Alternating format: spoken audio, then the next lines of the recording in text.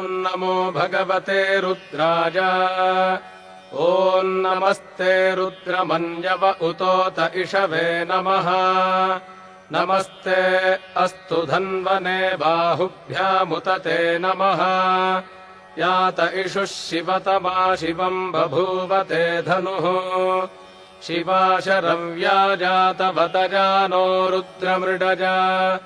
याते रुद्रशिवा तनूरघोरा पापकाशिनी तजानस्तनुभाषन्तमजा गिरिशन्ताभिचाकशीः यामिषुम् गिरिशन्तहस्ते बिभर्ष्यस्तवे शिवाङ्गिरित्रताम् कुरु माहिगुंसीः पुरुषम् जगत् शिवेन वचसा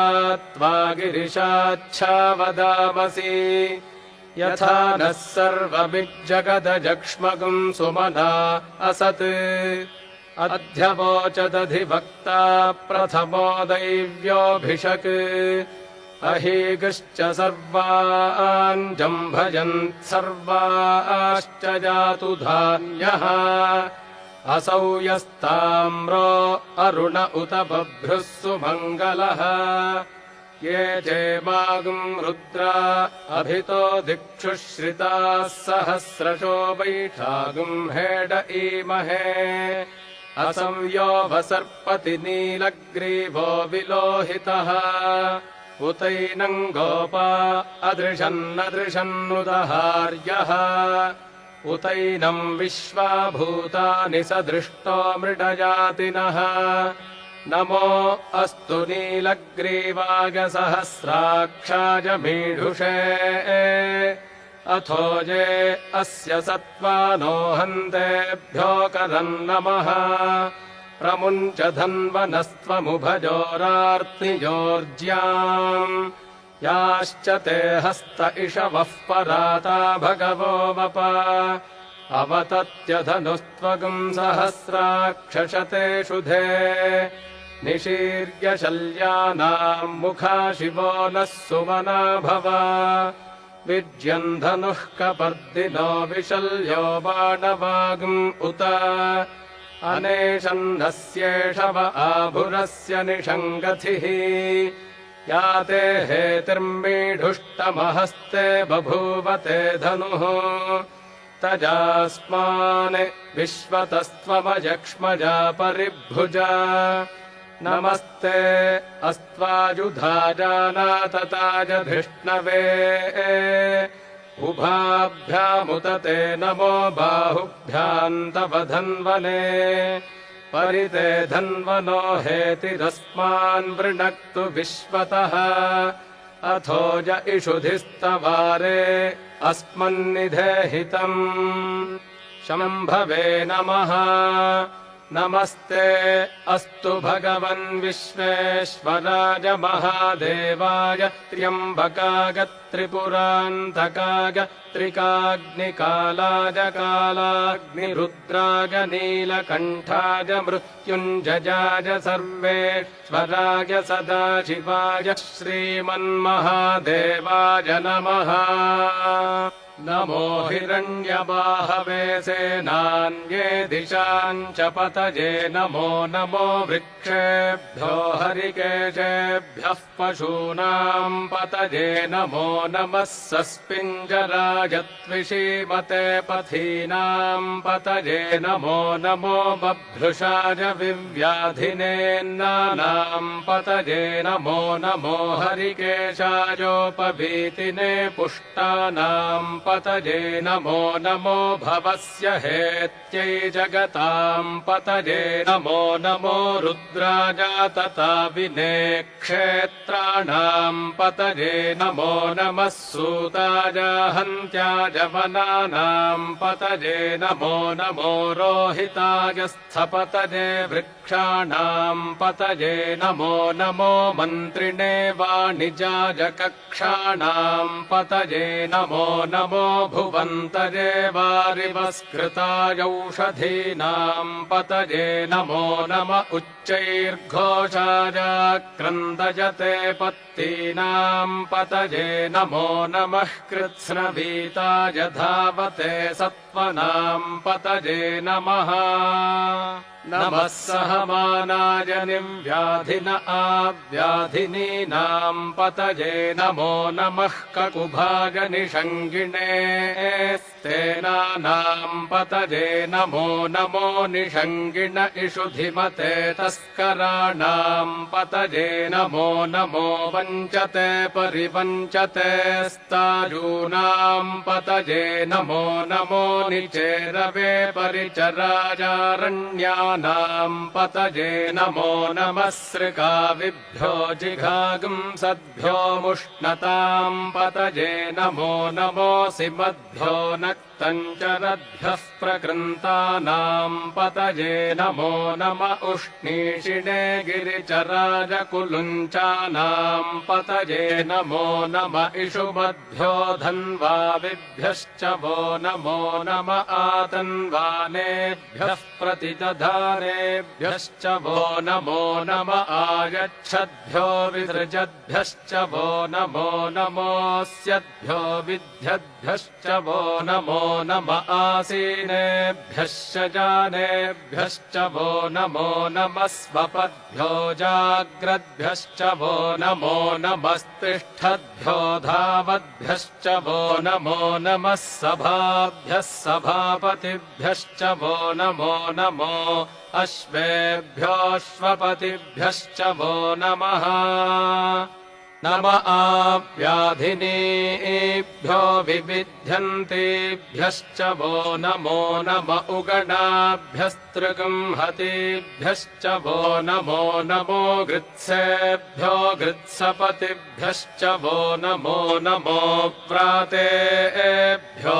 व्रातपतिभ्यश्च वो नमो नमो गणेभ्यो गणपतिभ्यश्च वो नमो नमो विरूपेभ्यो विश्वरूपेभ्यश्च वो नमो नमो महद्भ्यः क्षुल्लकेभ्यश्च वो नमो नमो रथिभ्यो रथेभ्यश्च वो नमो नमो रथेभ्यो रथपतिभ्यश्च वो नमो नमः सेनाभ्यः सेनानिभ्यश्च वो नमो नमः क्षत्रुभ्यः सङ्ग्रहीतृभ्यश्च वो नमो नमस्तक्षभ्यो रथकारेभ्यश्च वो नमो नमः कुलालेभ्यः कर्मारेभ्यश्च वो नमो नमः पुञ्जिष्टेभ्यो निषादेभ्यश्च वो नमो नम इषुकृद्भ्यो धन्वकृद्भ्यश्च वो नमो नमो मृगयुभ्यश्वनिभ्यश्च वो नमो नमश्वभ्यश्वपतिभ्यश्च वो नमः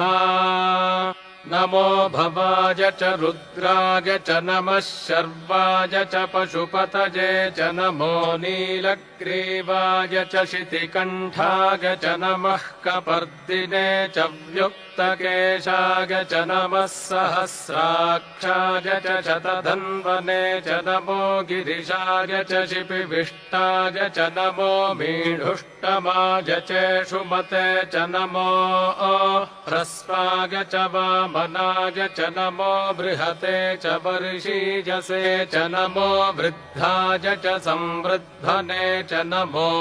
अग्र्याय च प्रथमाय च नम आशवे च जिराय च नमः शीघ्रियाय च शीभ्याय च नम ऊर्म्याय च वस्वन्याय च नमः स्रोतस्याय च द्वीप्याय च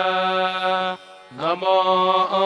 ज्येष्ठाय च कनिष्ठाय च नमः पूर्वजाय च परजाय च नमो मध्यमाय चापगल्भाय च नमो जघन्याय च बुद्धिजाय च नमः सोऽभ्याय च प्रतिसर्याय च नमो जाम्याय च क्षेम्याय च नम उर्वर्याय च खल्याय च नमः श्लोक्याय चावसान्याय च नमो वन्याय च कक्ष्याय च नमः श्रवाय च प्रतिश्रवाय च नम आशुषेणाय चाशुरथाय च नमः शूराय चावभिन्दते च नमो वर्मिणे च वरूथिने च नमो बिल्विने च कवचिने च नमः श्रुताय च श्रुतसेनाय च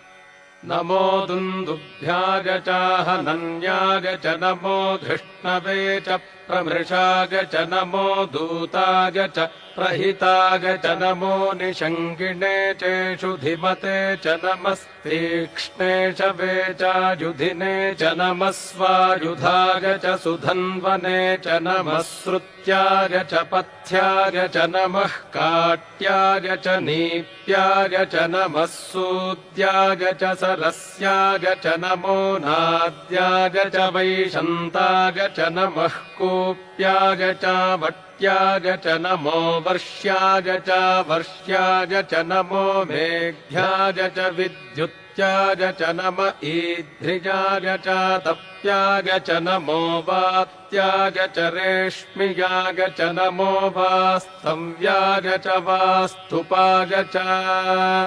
नमः सोमाय च रुद्राय च नमस्ताम्राय च रुणाय च नमः शङ्गाय च पशुपतये च नम उग्राय च भीमाय च नमो अग्रे वधाय च दूरे वधाय च नमो हन्त्रे च हनीयसे च नमो वृक्षेभ्यो हरिकेशेभ्यो नमस्ताराय नमः शम्भवे च मयो भवे च नमः शङ्कराय च मयस्कराय च नमः शिवाय च शिवतराय च नमस्तीर्थ्याय च कूल्याय च नमः पार्याय च भार्याय च नमः प्रतरणाय चोत्तरणाय च नम आतार्याय च लाद्याय च नमः षष्ट्याय च फेन्याय च नमः सिकत्याय च प्रवाह्याय च नम इरिण्याय च प्रपथ्याय च नमः किगुंशिलाय च क्षगणाय च नमः कपर्दिने च पुलस्तये च नमो गोष्ठ्याय च गृह्याय च नमस्तल्प्याय च गेह्याय च नमः काट्याय च गह्वरेष्ठाय च नमो हृदय्याय च निवेश्याय च नमः पागुंसव्याय च रजस्याय च नमः शुष्क्याय च हरित्याय च नमो लोप्याय चोलप्याय च नम ऊर्व्याय च सूर्म्याय च नमः पर्ण्याय च पर्णशद्याय च नमोपगुरमाणाय चाभिघ्नते च नम आखिदते च प्रक्षिदते च नमो वह्किरिकेभ्यो देवानागंहृदयेभ्यो नमो विक्षीणकेभ्यो नमो विचिन्वत्केभ्यो नम आनिर्हतेभ्यो नम आमीवत्केभ्यः त्रापे अन्धसस्पते दरिद्रम् नीललोहिता येषाम् पुरुषाणामेषाम् पशूनाम् माभेर्मा रोमो येषाम् किञ्चनाममत् या ते रुद्रशिवा तनूः शिवा विश्वाह भेषजी शिवा रुद्रस्य भेषजीतगानो मृडजीवसे इमागुम् रुद्राज तपसे कपर्दिने क्षगद्वीराज प्रभरामहे मतिम् यथा नः शमसद्विपदे चतुष्पदे विश्वम् पुष्टम् ग्रामे अस्मिन्ननातुरम् मृडानो रुद्रोतनो मयस्कृधि क्षगद्वीराज नमसा विधेमते यच्छञ्जयोश्च मनुरागजे पिता तदश्यामतव रुद्रप्रणीतौ मानो महान्तमुतमानो अर्भकम् मान उक्षन्तमुतमान उक्षितम् मानो वधीः पितरम् मोत मातरम् प्रियामानस्तनुवो रुद्ररीरिषः मानस्तोकेतनजे मान आयुषि मानो गोषु मानो अश्वेषु रीरिषः वीरान्मानो रुद्रभामितो वधीर्हविष्मन्तो नमसा विधेमते आरात्ते गोघ्न उत पूरुषघ्ने क्षगद्वीराजसुं नमस्मेते अस्तु रक्षा च नो अधि च देव ब्रूह्यधा च नः शर्म गच्छद्विबर्हाः स्तुहि श्रुतम् गर्तसदञ्युवानम् मृगन्न भीममुपहत्नुमुग्रम् मृडाचरित्रे रुद्रस्तवानो अन्यन्ते अस्मन्निवपन्तु सेनाः परिणो रुद्रस्य हेतिर्वृणक्तु परित्वेषस्य दुर्मतिरघायोः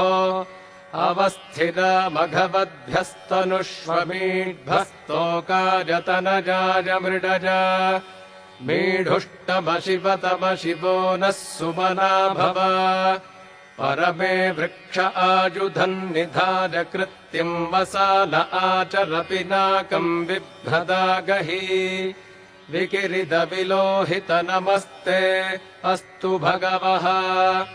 यास्ते सहस्रगुंहेतजोऽन्यमस्मन्निपपन्तु ताः सहस्राणि सहस्रधा बाहुवोस्तव हेतजः तासामीशानो भगवः पराचीनामुखाकृधी सहस्राणि सहस्रशोजे रुद्रा अधिभूम्याम् तेषागम् सहस्रजो जने वधन्वानि तन्मसि अस्मिन्महत्यर्णवेऽन्तरिक्षे भवा अधि नीलग्रीवाः शितिकण्ठाः शर्वा अधः क्षमाचराः नीलग्रीवाः शितिकण्ठादिवगुम् रुद्रा उपश्रिताः ये वृक्षेषु सस्पिञ्जरा नीलग्रीवा विलोहिताः ये भूतानामधिपतयो विशिखासः कपर्दिनः ये अन्नेषु विविध्यन्ति पात्रेषु पिबतो जनान् ये पथाम् पथि रक्षज ऐलभृतायव्युधः ये तीर्थानि प्रचरन्ति सृकावन्तो निषङ्गिणः य एतावन्तश्च भूजागुंसश्च दिशो रुद्रावितस्थिरे तेषागुम् सहस्रयोजने वधन्वानि तन्मसि नमो रुद्रेभ्यो ये पृथिव्याम् येऽन्तरिक्षे ये दिविजेषामन्नम् वातो वर्षमिषभस्तेभ्यो 10 प्राचीर्दश दक्षिणादश प्रतीचीर्दशोदीचीर्दशोर्ध्वास्तेभ्यो नमस्ते नो मृडयन्तु तेजन्विष्मोजश्च नोद्वेष्टितम् वोजम्भे दधामि त्र्यम्बकम् यजामहे सुगन्धिम् पुष्टिवर्धनम् उर्वारुकमिव बन्धनान् मृत्योर्मुक्षीयमामृतात् यो रुद्रो अग्नौ यो अप्सुज ओषधीषु यो रुद्रो विश्वा भुवनाभिवेश तस्मै रुद्राय नमो अस्तु तमुष्टु हि यस्विषुः सुधन्वाजो विश्वस्य क्षयति भेषजस्य यक्ष्वामहेसौ मनसा च रुद्रन्नमोभिर्देवमसुरन्दुवस्य अयम् मे हस्तो भगवानयम् मे भगवत्तरः अयम् मे विश्वभेषजोऽयम् शिवाभिमर्शनः एते सहस्रमयुतम् वाचा मृत्यो मर्त्याय हन्तवे तान् यज्ञस्य माजजा सर्वानवयजामहे मृत्यवे स्वाहा मृत्यवे स्वाहा